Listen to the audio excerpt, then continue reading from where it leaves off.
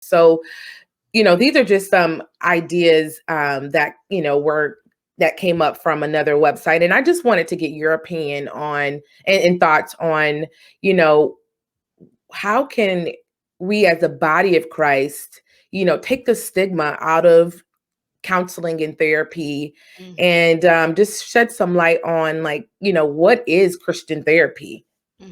Yeah. So one of the things that we need to do is we need to acknowledge that God has blessed the believers, blessed his children with a variety of gifts. There's a variety of gifts within the body, and not everyone has the same strengths. And so, like, there are certain things that we maybe feel comfortable asking for help with. So if I had, an issue with my plumbing at home, yes, I guess I could watch a YouTube video on how to do that, but it's probably going to get fixed better in a more efficient way if I leaned on someone who had a gifting and a strength and even maybe a passion in the area of plumbing. And so we need to kind of remove some of these, like, traditional beliefs, faulty ways that maybe we have thought or been taught, because we are encouraged as believers to Hmm. find good counsel. We are told that there's safety in, the presence of good counsel. We hear about wisdom, the book of Proverbs, the book of oh my goodness, King Solomon. We like. Hello, Slay the Giant podcast family. Thank you for joining me today. I really appreciate, I know I always tell you guys this, I really appreciate you guys joining us today. I think today's topic and conversation and the guest that I have on today, you are going to love and enjoy. So I'm so excited to have this discussion because I feel like it is so necessary and it is so overdue, especially in the body of Christ. And so, without further ado, I'd like to welcome my co host for today. Her name is Colleen Blake Miller, and she is a wife, a mother, psychotherapist. She's a preacher's kid, conference host, and she just started an organization, a group of women called the Wellness Village. And she's just a phenomenal woman. And I'm going to let her go ahead and greet you guys. Hello, Slay the Giants family. Thank you so much for having me on, Ashley. I'm excited to be here. Ashley and I go back quite, like, far back. And I've just enjoyed seeing how God has definitely just blossomed and grown your ministry, and seeing all of the amazing things that you're doing. And it's an honor to be able to share this space with you and to pour into those that are listening today. Absolutely. Thank you so much. Yeah, we do go way back. I remember, Hmm. speaking of our topic today, Jesus in therapy. Hmm. I just remember being in college, having moments where I just needed someone to talk to, and Yeah. not always being able to run to like your friend about certain things, or not wanting to necessarily tell a parent, what you're Hmm. going through. But Yeah. I knew that I could confide in you and call you. And I knew that you had the tools to help get me through some of my challenges while in college. So we Hmm. really do go way back. So I appreciate Yes. that. And I invited you on here today because, we are in a pandemic, a worldwide pandemic. You're in Yes, we Canada, are. we're here in the Hmm. US. Hmm. But the some of the struggles are still the same with Hmm. the coronavirus, and just trying to keep people safe. So there's been a lot of restrictions. So businesses have closed down. A lot of places have cut their hours. Hmm. Some people have lost their jobs. Relationships have Hmm. been lost. loss of income for some people. For example, I know like people who are traveling evangelists, they're not getting those resources that would come in, every so often, from traveling. You're stuck in the house with your loved ones all the time. So that can be good and bad.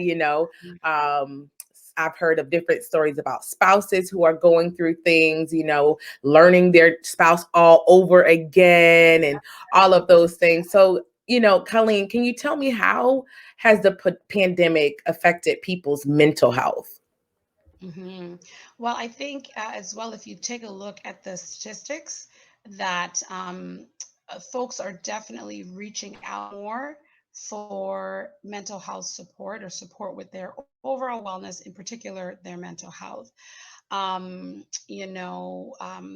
know in Canada, myself and my colleagues, we have experienced like huge increase as far as the phones ringing, people asking for help, people reaching out to get even ideas, strategies, tools to be able to share with the broader public around maintaining your health, especially your mental health in this time. There's a lot that we cannot predict, and although as believers we know we've never really been able to speak definitively to the future, and there's many passages that talk about that. It's like our future tomorrow, it's like in God's hand. We're encouraged to just focus on today. We have in the past gotten into the habit of thinking we could predict the future, predicting that, okay, I can anticipate how the week was going to go or the month or the year. I'm going to plan out my year and all this good stuff. Where now you realize, I don't really know what tomorrow may bring. We are being controlled, right? Like we aren't. I know here in Canada, the restrictions are very, we can't, we're like, stay at home orders. We're not supposed to be like visiting other households. We need to be staying within our bubble. Houses of worship, we're not able to open up for worship. There's limited amount of people that can be in places. There's just so many restrictions. And so you have to rest with these changes in your mind. And if you don't have a good relationship with yourself, and if your self-talk is not that great, if you have let not address certain things that have needed your concern in the past, this is a season where all of that is coming to the surface, and the outlets that we once had to go and distract ourselves, they're not able to distract us any longer because we're stuck inside. So yeah, it has definitely impacted mental health. People are struggling with depression. People are talking about anxiety, maybe for the first time. They've never experienced anxiety before. They have fears about so many things. They're seeing themselves differently, the people around them. So absolutely, there's a strain in the area of mental health, definitely.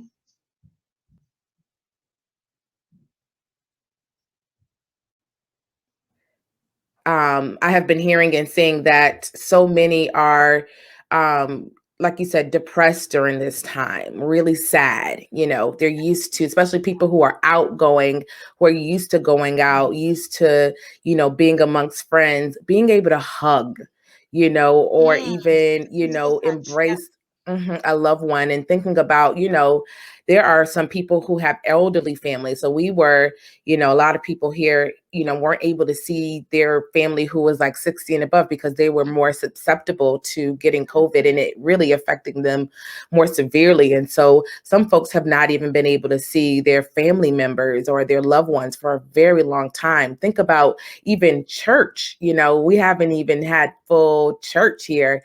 Some cities are still under lockdown, so they can't Yeah. even get into the house of the Lord to even release. Mhm. That is very important for many of us. We can cry, we can have deliverance at the altar, but that's not necessarily happening. It can happen in our homes, but it's not necessarily happening right now during the pandemic. So it is just very important that we as believers do what it takes to help ourselves. And I love that you mentioned self-talk. Self-talk is one of the number one ways that we can minister to ourselves, and prayer, and all of those things that help and benefit us as believers. But we also have the option of counseling and Mhm. therapy. But there are so many challenges to believers even being a part of counseling. And I think part of it is because a lot of times in the church we have these myths. So I was doing some research, and I was looking up some of the myths that Christians have around counseling. And one of them is if the Lord is my strength, I can't be weak. And I Mhm. mean, that's not true, because we know that his strength is made perfect in our weakness. So he wants to see us at our broken moments. Another one is I need to have it all together. And that's Mhm. something that in the body of Christ we have to really work on, is, not just looking the part, but, actually being whole. And if you're not whole, you got to find the resources to support you in your, walk. Yeah. It's going to hurt more to deal with my past than to ignore it and just move forward. Sometimes we Mhm. just say, oh, I just want to move on, I want to leave that behind me. But no, sometimes you need to just talk about it with someone. And then if I just pray harder, I can talk to my small group or family about my problems, which is great, and great if you have that kind of support. But if you don't, what do you do? And then another one is God is good, so the problem I'm going through is fine. Mhm. Mhm. Hmm. Another one is the therapist is just going to shame me. And I mean, that's a lie, because the therapist is not going to judge you in any way. They're actually just going to help you, shed light on some of the things that, you may not have seen or viewed in the same way, or you're not seeing things the way you should, or clearly because of anxiety, trauma, what have you. And they can help, kind of make things clear. And then counseling is only for serious problems. And now this is a big one, because we feel like, well, if we don't have a diagnosed issue, mental illness, then we don't need a counselor or a therapist. But that's Yeah. not true either.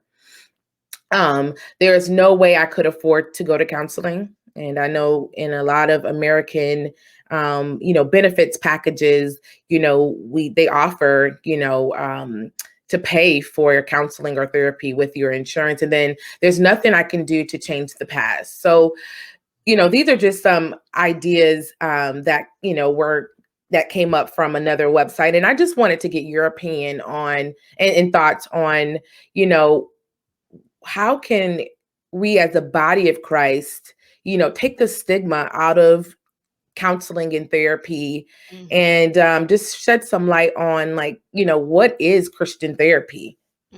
Yeah.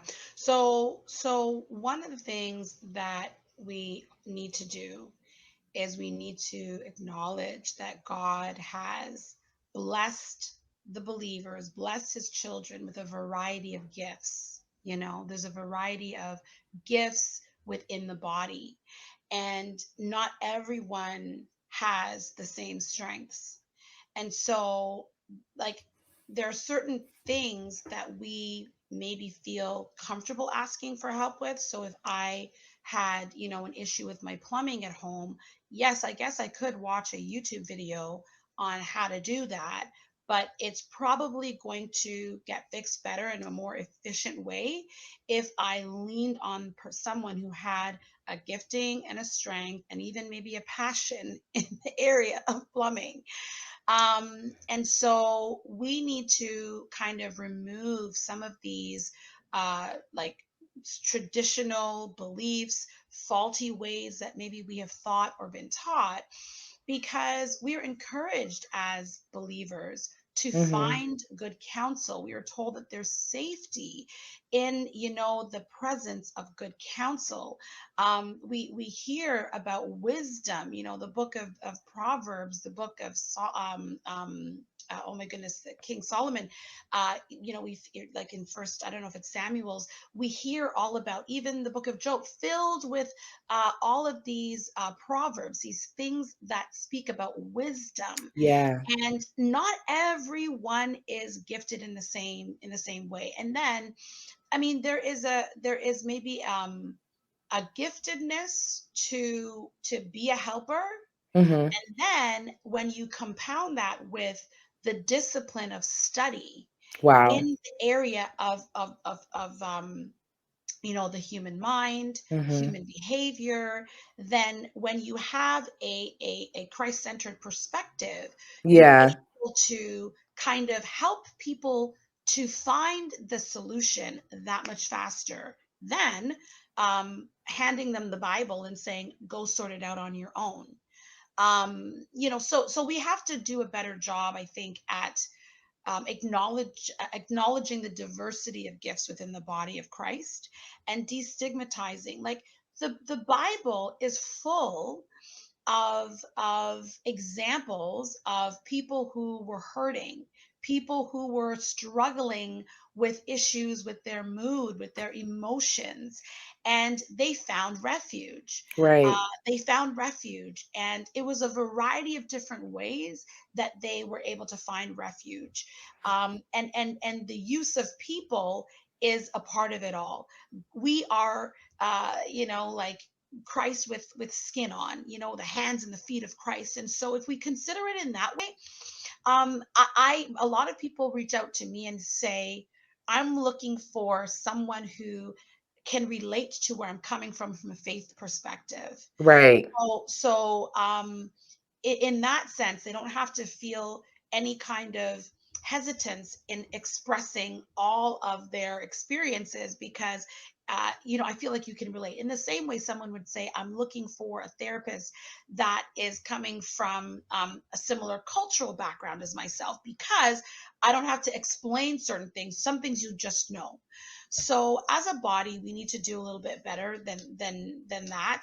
And the more that we talk, which I feel like in this season, we've been talking a lot more about mental health, mental illness, supports, and the importance of reaching out, then the more that people are going to feel comfortable to do so. Excellent. Yeah, and that just made me think, I guess sometimes people don't know when it is time for them to actually see a counselor. Hmm. And sometimes they're going through and they're feeling really sad, or they're feeling, the like I said, we're in a pandemic, they're feeling certain ways, or they have certain responses to things that are happening in life, and they Hmm. don't know, well, am I at the point where I need to see a counselor, or is this something that I just need to let pass? And what are your words of wisdom for someone who is trying to figure that out, like trying to figure out whether they need counseling, and or is this something that they should just pray on, because there are things that you should pray on, not Hmm. necessarily go to counseling, but you can seek other people in your church, seek guidance, but when is it time to go and see a counselor? Hmm. So I will say this: I am an advocate for this kind of support. And I don't think that it needs to get to the breaking point for you to reach out for support. If you are at a point where you've kind of reached the end of what you know to do with a certain situation in your life, there's no harm in having a conversation with a professional who has, they're looking at things objectively because they don't know you, they don't know the people involved.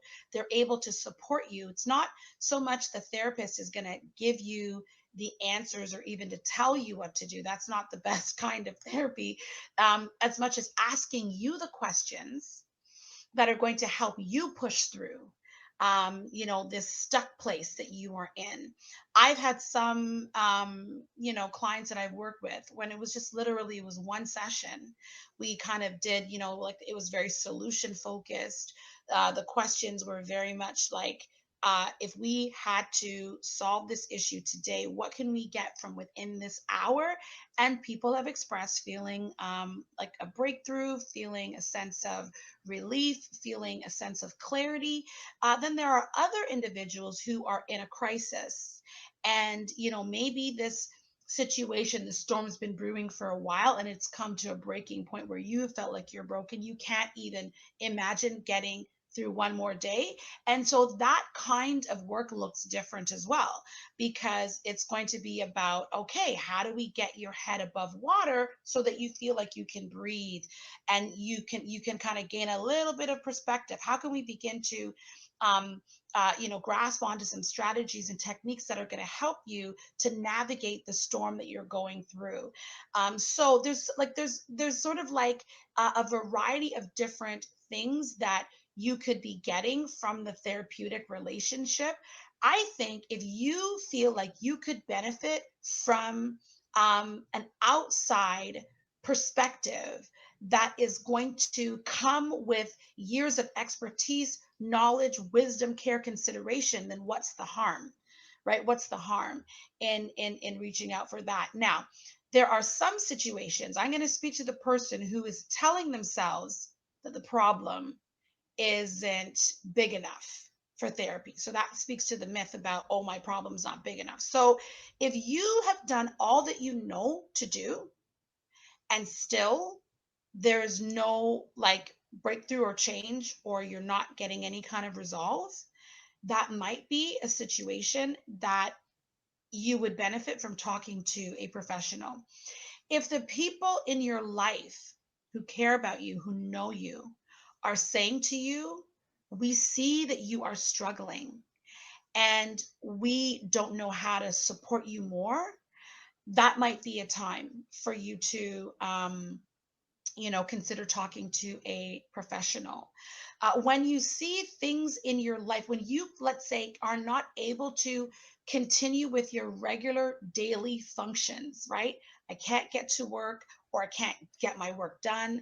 I'm not able to maintain myself, the things that are important to me, that might be a sign that you need to speak to a professional. So first, what needs to happen is honesty. We need to be honest with ourselves and what we are going through. And as you are able to be honest with yourself, I think then you will then be able to consider, okay, I need help. Where can I go to help? Therapy is not the only way that you need to seek help. I think prayer is needs to always be the thing that we're doing in therapy or not in therapy. We need to constantly be praying, reaching out to our support networks, making sure that we're maintaining those networks, getting good pastoral support and guidance and that kind of thing, um, getting a mentor, having a coach. Like there's so many different ways that we can get help and support, but we have got to be willing to acknowledge we need it and then reach for what is there and available to us. That's so good. And that leads me kind of to my final question for this segment. And that is, how do they find a good, therapist? How Mhm, does, one you're looking for one? mhm, How do they find a good therapist? mhm. So I think, first of all, it's important to say that you want to make sure that it is a good fit. Mhm. There's so many amazing therapists that are Mhm. out there in the world, but not every amazing therapist is for you. There's going to be individuals who, I don't know, like what it is. It could be the way that they sound. It could be just kind of like just like their spirit. Your spirit connects to them, and it's like, okay, this is the right fit. And two, depending on what you're working through and things that you are kind of, so let's say you are dealing, I'm just going to imagine like you're dealing with issues connected to maybe like mommy issues. I know that's not, a thing, but or, excuse me. I don't want to make light of that. But Right, let's right, say for right. the sake of argument, you've got things you want to work through, some stuff related to family of origin, related to maybe your relationship with your mother. Then it may be that the therapist you want to work through that with is someone that could seem like a motherly figure to you. You might, have maybe a little bit more of a breakthrough, hearing and receiving that guidance and support from someone who might be a little bit further in age. And so you want to consider the fit. And so that might involve you calling a couple of therapists and doing like a free consult. Most therapists, give like a free 15-minute telephone conversation where you talk about the issue, ask them questions, etc. Google is your friend. Yes. Google is our friend. You can Google, whatever you're looking for, like Christian therapist in my city, Christian, there's a specific thing you want to work on, Christian sex therapist in my city. You can, look that up. Psychology Today is an incredible resource. I am on that directory as well. I've been for years. Many of my colleagues. It's usually when you type in therapy, I'm looking for a therapist. That's one of the first directories that pop up. So they've been around for years. And so you can find, and then you can actually filter it so that you can say, I want, like, so we're in Canada. So you could say, I want a Black Canadian with a Christian, like a Christian, someone who identifies as a Christian. And they specialize in trauma, or they work with children. You can, filter those things out. And so then it kind of gives you a list, like a short list, and then you can go through, email them, reach out. A lot of times you can see like a quick video, like a 15-second video of them talking, and that'll help you to get a sense of, yeah, I feel like I can talk to that person. So definitely just type it into Google and see where things go. And then, of course, other gatekeepers like pastors, leaders in your community, they would also have some great individuals who they have personal experience with that they can highly recommend too.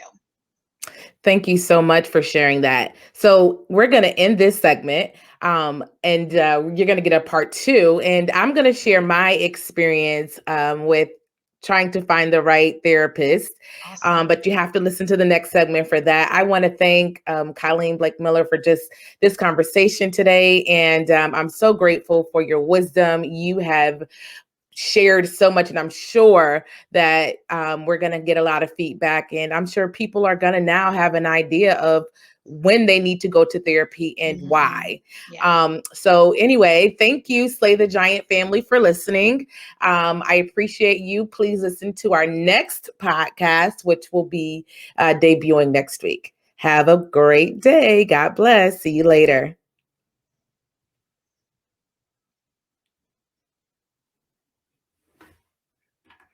All right, so I'll tell them at 25 minutes. That was excellent.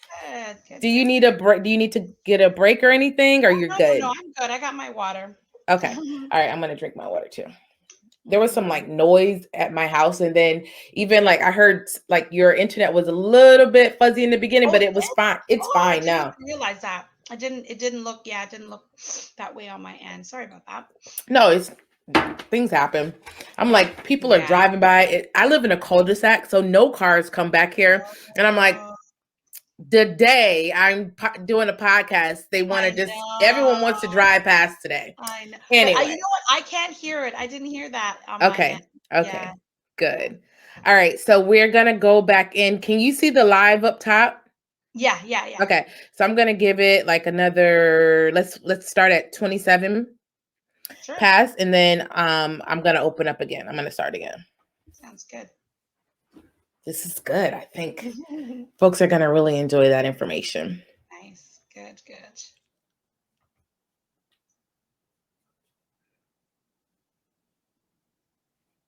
Stuff. So you've got a group that's helping you to like put it all together? Yeah, I have someone who's doing the engineering part of it. Great. So yeah, that is great. It's a blessing, man. Yeah. I'll tell you about it at the end. I'll tell you about it. I'm just like, when you do something, you're like, I hope people listen. Of course. Oh, I know. The enemy be fighting. You know what? You have to push past it. You just gotta, yeah. For real. I want to talk about the Wellness Village a little bit more too. Oh, sure. Yeah, sure. Hey, Slay family. I am so happy that you are back with us for the second segment of our Jesus and Therapy talk. I'm so grateful for the feedback and the reviews from our last conversation. I know that many of you were blessed and encouraged, and maybe you have a new perspective on therapy. So, again, I'm going to introduce this phenomenal woman just in case you didn't hear it the last time. She's a wife, she's a mother, she's a psychotherapist, also a fellow PK. Lord knows we need therapy.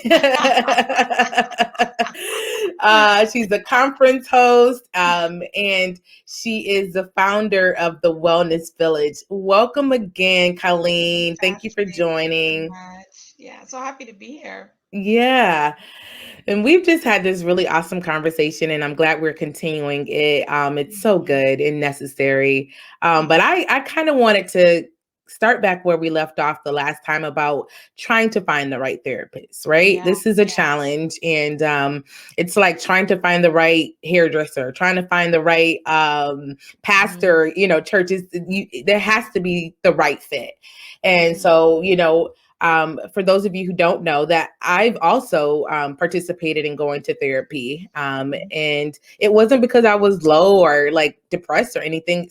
I just felt like I needed to confide in someone. And as a preacher and as one who is, I work in a career where I can't just, go off on people. mhm.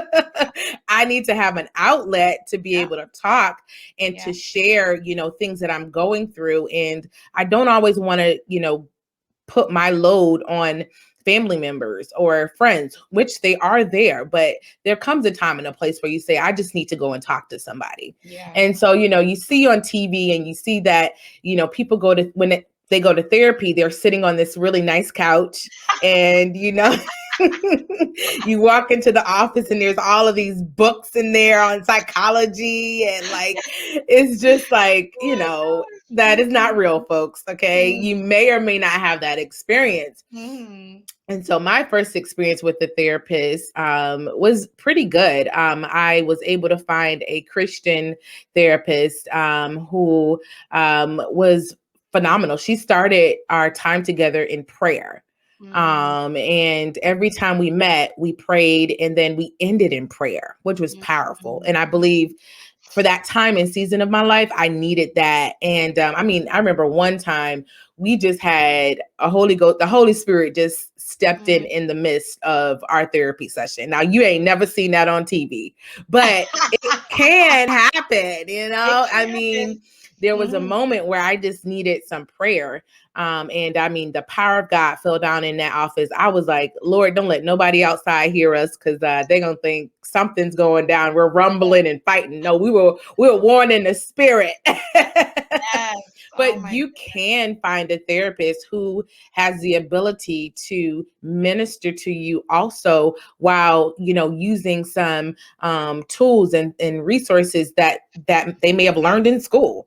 Mhm. You can have Jesus and therapy literally. I Absolutely. guess one of the challenges that I found with finding the right therapist is that um, when you are an evangelist or when you are known in the community, Mhm. sometimes people know you outside of, just a normal everyday, I'm also an educator, but I always run into people who know me as an evangelist or, Mhm. I'm an evangelist, but I also run into people who know me as an educator. And for me, I needed a therapist who didn't know me. I don't Mhm. want you to know who I am. I don't want you to know my background, anything I'm involved in. And so, Mhm. Mhm. um, with that particular therapist, it got kind of murky because as she grew to know me, I think she grew to respect me, which is good, right? Which is good on one hand. I want to be respected, but at the same time, I need you to be able to tell me the truth Yeah. and not spiritualize everything. And Yeah. you know what I'm saying? And so certain ways I was like, I probably need to find someone who doesn't know who I am, doesn't know me as, evangelist or, preacher of the gospel, Mhm. they will know me because that's a part of who I am. But I want someone to be able to deal with my personhood outside of all of the other parts of me. Like you should be Mhm. able to deal with be able to speak to the evangelist, but also be able to just talk to my humanity. Mhm. And that's what I really needed. And so I ended up having to find a different therapist.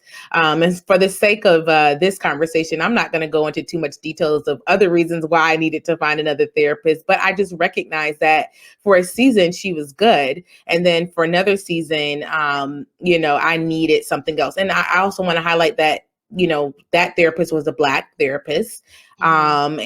and she was able to speak to my situation at that moment.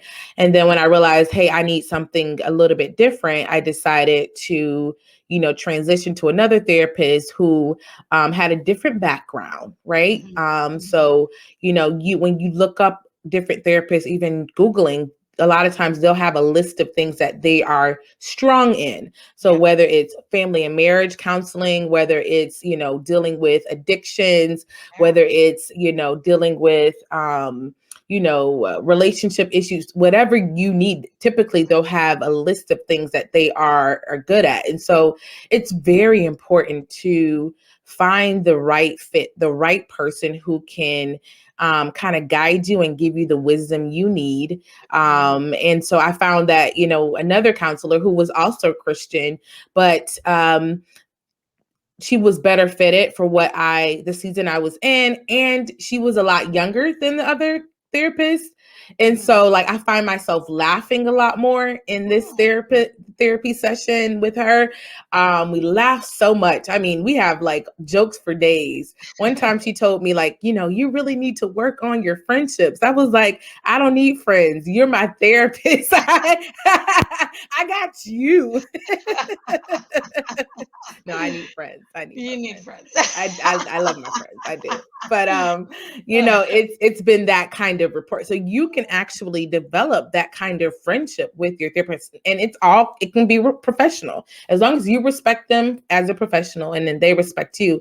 I mean, I guess I'm saying this to say that, there are so many stigmas and myths out there about therapy and what it is, and it can be the best thing. I mean, I look forward to talking to her every Absolutely. week. And it's not Absolutely. something where I feel like, oh my gosh, she's going to judge me. Nope. This is the one person, other than the Holy Spirit, that I can talk to and tell everything. And she is contracted and she Yeah. can't say anything, right? That's right. Right. There's So, safety there. There's safety there. And I think that's the key. That's the distinction for someone who is debating, what I got my aunties and my sisters and my girls, and, we can, but yes, you need those. But they're different. It's different because, your aunties are going to go for the person who hurts you, even if you are dead wrong, even when mhm. you are dead wrong. She's taken up for you, and she's gonna not necessarily call you out. And so there are it's not that your therapist is going to call you out as much as a skilled therapist is going to ask you the questions where you can be accountable to yourself, and Mm. you can honestly admit what missteps might have led you to this sticky place or difficult place that you're in, and can support you and help you to get to a place where your freedom is found. So it's a very skilled craft to be able to sit with someone, create a safe space for them to feel like they can be themselves, and also come face to face with what is in the mirror.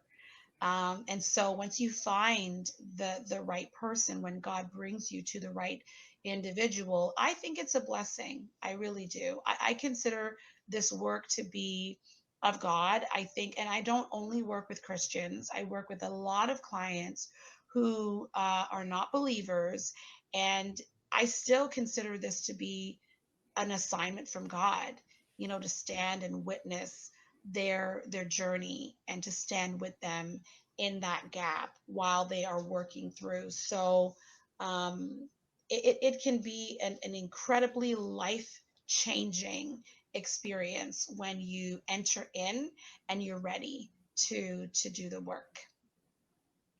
Oh, you said something. So a lot of times when we go to therapy, we think it's just talk, and Mhm. sometimes there's homework. Oh yeah. Well, if you're in my session, the only time, the only time on a rare occasion, and it might be that someone's just in the midst of a storm when the only thing on the plate is making it through to tomorrow. you know but eventually, as we kind of navigate and they get their bearings, that's the point of us coming together, is to help to create a map for how to effect positive change in your life. um, you know it's not about coming to therapy every week so that you hear me tell you what you need to do, and then you go through your week and then come back again. And no, the idea is for you to be strengthened, to know how you are going to solve the issues and how you are going to access the power of God that is inside of you, that has been given to you, and know how to kind of walk that out day by day, season by season. So I am a therapist who believes in homework. And coming together for an hour is it's wonderful. Incredible things happen within the session. There's insights, aha moments. There is, you're validated. You're able to gain insight and support. But if you want to have long lasting change, then you need to take what is uncovered in our time together and apply that into your life. And that's what the homework is about. The homework is about, now what do I do with all of this good stuff? How do I make this, how do I walk this out practically in my day to day life? That's so good. That's so good. And it's just like when you attend a service on Sunday morning, you listen to a sermon, Mhm. and, the greatest way to, really put that in action is to apply it. Yeah. So studying it and reading on it and meditating on it and thinking about it. And so that is so good Mhm. about, you're definitely going to have some work to do. It's not just a therapist's job to, get you to a certain place, but you're going to have to process and think about things and make some decisions and make some action plans. I love how you mentioned the blueprint. So this Mhm. is going to be the blueprint of where you're going to go. And I would like to say that therapists don't make decisions for you. That's Like, right. they give you the tools to help guide you in those decisions, but ultimately the decision is going to be in your hand. And so Mhm. I love that. Now I have a question. I have a few friends who Yeah. are therapists Mhm. and or social workers, or they work in that field. And do therapists need therapists? Of course. Oh my gosh, absolutely. Yeah. One of the things that I had to do in my studies, we had to be in therapy. We Hmm. had to experience that. We had to know what it felt like to be in that chair that we are inviting people into. And so I have thoroughly enjoyed all of my therapy experiences. I have done therapy individually, as well as I've done a marriage. I did premarital counseling before we got married, and after married after we got married. I mean, there's so many bumps along the way in life. You know, you cannot. I mean, this is my perspective. You cannot expect to just know how to navigate it on your own. So I run to trusted advisors for that support. And when I need, find a trusted therapist who can help me along the way. Like you said, earlier, it's sometimes difficult when you're in this field as a therapist to find a therapist, but it just takes some, intentionality, because yes, the world is a small space, but there are still people who are not in your circle. You know, people who don't necessarily know where you're coming from. And if you believe that this is something that God is really calling you to do, he will bring you to the right person for sure. Absolutely. I Yeah. love that. Thank you for that. And then kind of going off onto another topic that's very important. And I feel like not only is there a stigma around, you know, going to counseling, going to therapy, but there is a stigma around mental health in general, especially mental illnesses. Hmm. And so a lot of times we'll hear this person has schizophrenia or this person is Mhm. bipolar. Mhm. And, maybe we look at them and we're like, what's wrong with them? Not understanding that these disorders or functions are just a part of, who they are and they can work through it to, develop coping mechanisms to function, I guess normally, quote unquote normally. What is normal, Mhm. but there's so many misconceptions about mental illness. Yeah. Can you shed some light on mental illness and how we can just be more, I guess, understanding to Yeah. those who are faced with mental illnesses? Hmm. So I think that there's a lot of mystery around mental illness, um, because what's happening oftentimes is invisible. We don't see it. We see maybe the results of someone who is having maybe um, some kind of a psychotic episode, or if it's someone who is maybe bipolar. Maybe if we see them when they're on, having like a manic episode, and they're like unusually like not themselves, like on the high end, or if they are severely depressed, we might see sort of the results of what's actually happening in their mind and what's happening in their body. So one of the ways that we need to kind of smash some of these stigmas and create safe space in our churches is by educating ourselves. So asking our pastors if they can speak more to these issues, or inviting professionals into spaces that can inform us and educate us. Um, we would never condemn someone for having,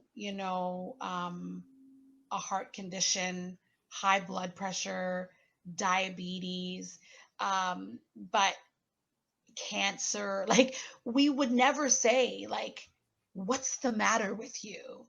Can't you like get your blood sugar like can in order, like snap out? We would never say that.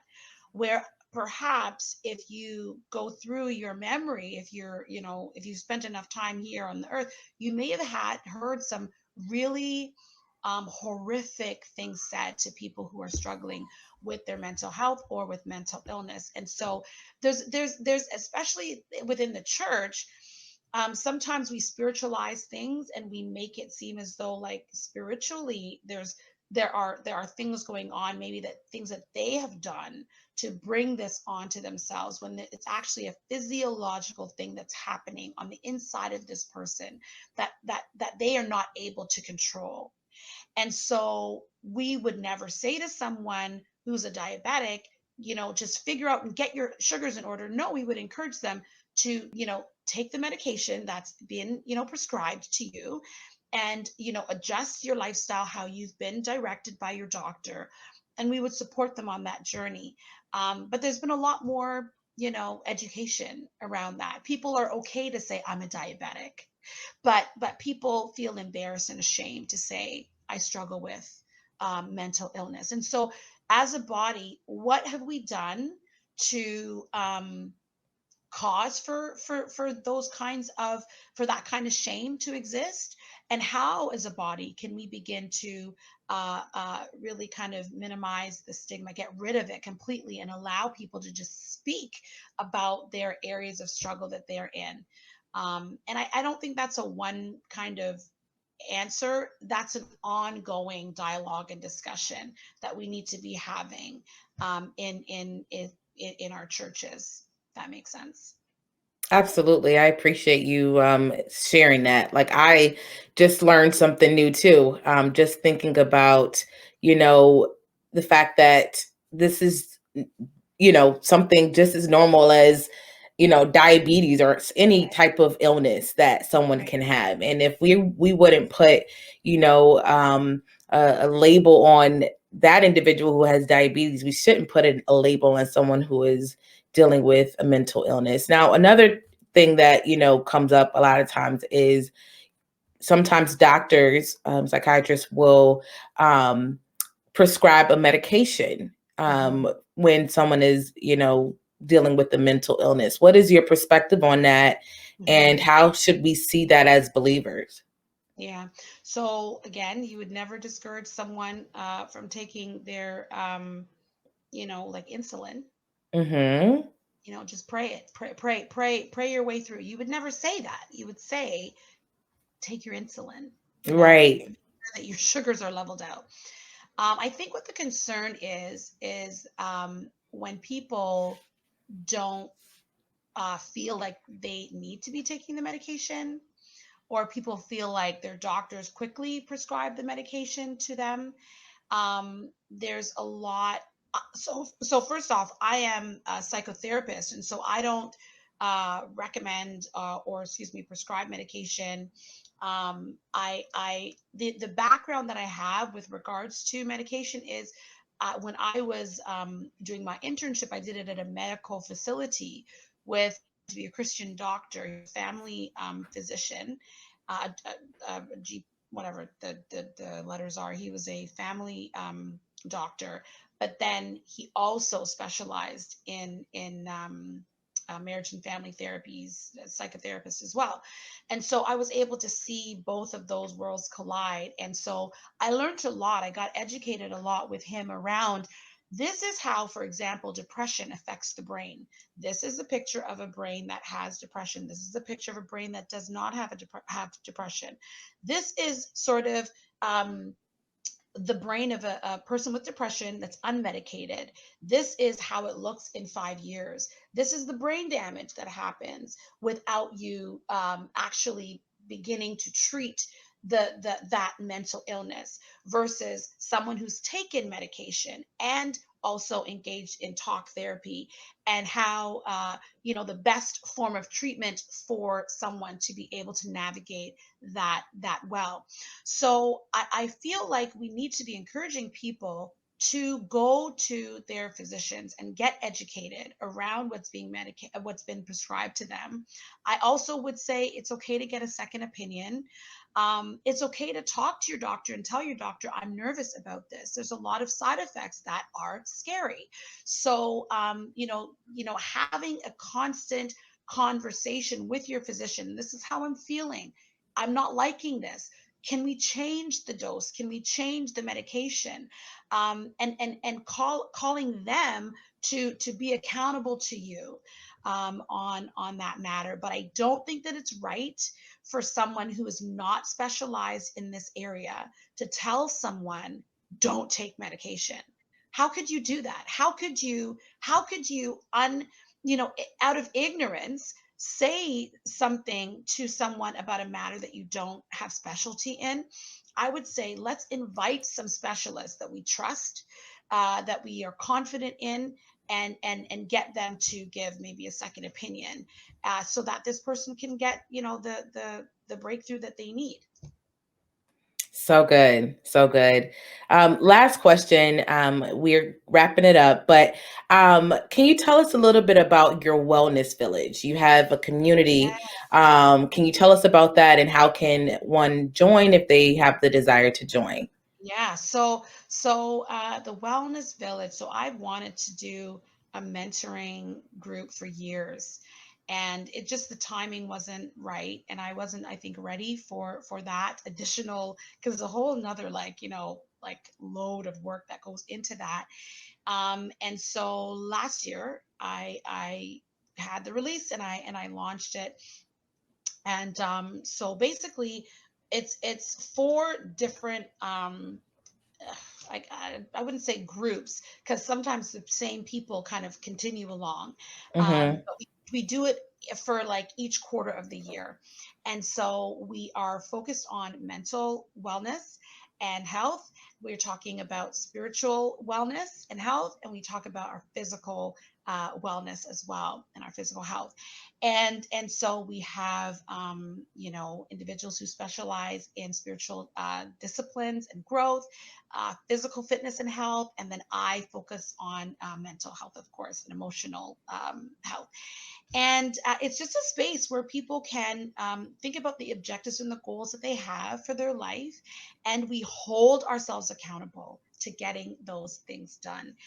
We are going as a community, as a group, and we support each other, we encourage each other, we hold ourselves and each other accountable, we educate ourselves around the areas that we feel called to. So, one person might be working on starting a business or like launching a business or like scaling a business, where another person might be working on weight loss, or another person might be working on deepening their spiritual walk. It's Mm-hmm. nice to see the Mm-hmm. diversity of goals that people have, but at the end of the day, it's this idea of a village that is focused on wellness, and we're walking together. So yeah, four times a year is when I open up the membership for individuals to join. So if you think about the quarters, January to March, so like around the middle of March is when I will be reopening for the second quarter again, and so on throughout the year. So I'm really excited about it. It's I've seen God doing incredible things in the lives of the members as well as my own, because I got my goals. That's right. And I got my you are goals. definitely slaying your goals. I Yeah, see you, and you are an mhm. inspiration to me in so many ways. And I just thank you for your yes. And, Mhm. you're such a giver, constantly giving, and, your wealth of knowledge. And so I'm so grateful to have you in my life. And, where can they find you on social media, email? Where can they find you so that, if they can follow you? Yes, so I can be found if you just put my name in, Colleen Blake Miller, two L's, two E's. That's my handle for Instagram, Facebook. I'm usually on Instagram. If you type in Colleen Blake Miller to Google as well, you'll find me. I've got a website, and lots of great things that are out there to help folks. My Instagram, I share a lot of content on wellness, and just supporting, really the intention is just to be an encouragement. So if someone comes on and they watch a video and they're encouraged, that I have accomplished my call. So folks can definitely check me out that way as well. Excellent. Absolutely. Well, Colleen, again, thank you so much for being a part of the Slay the Giants podcast. You Thank were definitely amazing. We got to have you back for another segment. you. I appreciate you, and be blessed. Thank you, Slay the Giant podcasters. And, those of you who are listening, I appreciate you. I pray that this has blessed you today, and looking forward to having you guys back with us the next podcast. See ya. Bye. Awesome.